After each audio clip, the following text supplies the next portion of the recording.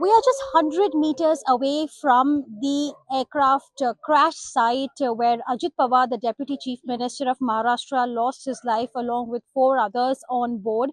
And we are here at a village which is just 100 meters away.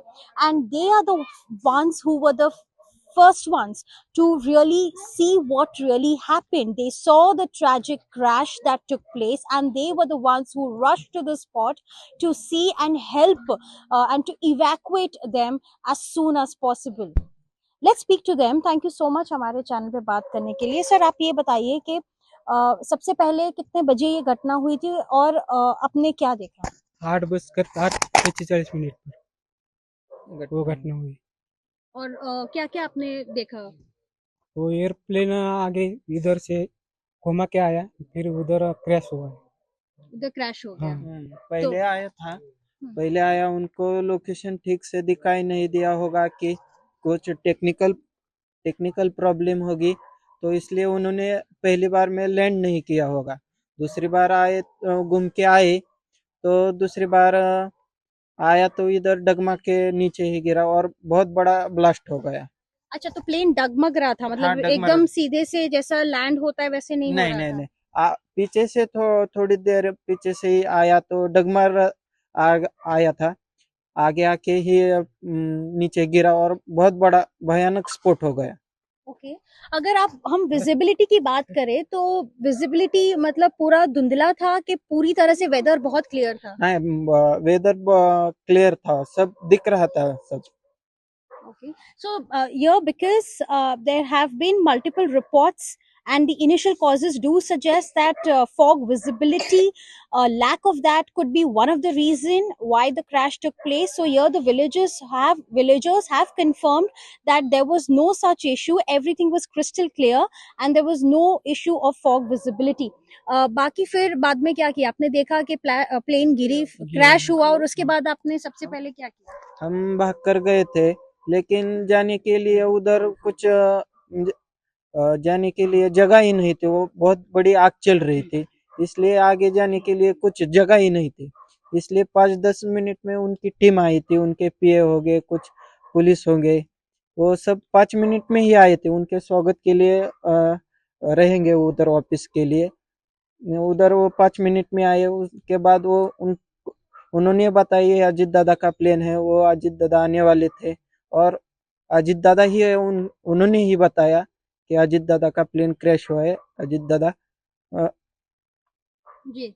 आप लोग ने help करने की कोशिश की कि कुछ जाके मतलब थोड़ा रेस्क्यू या देखने की कोशिश की? किया ना, बहुत आग चल रही थी इसलिए कुछ कर नहीं पाए. फिर उनकी गाड़ी आई, फिर उन्होंने थोड़ा सा पानी डाला, फिर हमने भी बादली में पानी लेकर गए, पर कुछ नहीं हो पाया.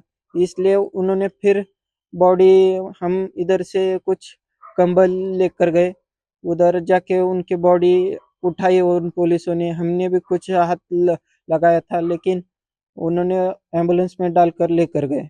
जी. फ्लाइट ने पहली बार भी अटेम्प्ट किया था लैंड करने के लिए, आपने वो भी देखा कि हाँ, अटेम्प्ट देखा नहीं हो देखा. पाया और दोबारा कर हाँ, कैसे दोबारा क्या आया, हुआ? पहले नहीं लेट हुआ, और फिर दूसरी बार घूम के आया था. दूसरी बार ऊपर नहीं गया, नीचे क्रैश हुआ. उनको डायरेक्शन ही पता नहीं चली होगी कि इधर लैंड करना है क्या है. उन्होंने दूसरी डायरेक्शन में लैंड किया तो नीचे आके गिरा और बहुत बड़ा ब्लास्ट हो गया. और यहाँ से और क्या क्या मदद की आप लोग ने? कंबल लेके गए, पानी आप लोग ने ट्राई किया, और क्या क्या आप लोग ने मदद की? फिर क्या है, दूसरे आदमी उसके आए थे ना. आदमी आए ना बहुत. फिर पूरा गांव इकट्ठा हुआ, पूरी बारामती आई, फिर पुलिस और प्रशासन की गाड़ी, पानी बुझाने वाली गाड़ी, सब आए. उसके बाद उन्होंने बुझाया, उसके बाद भी चल रही थी आग.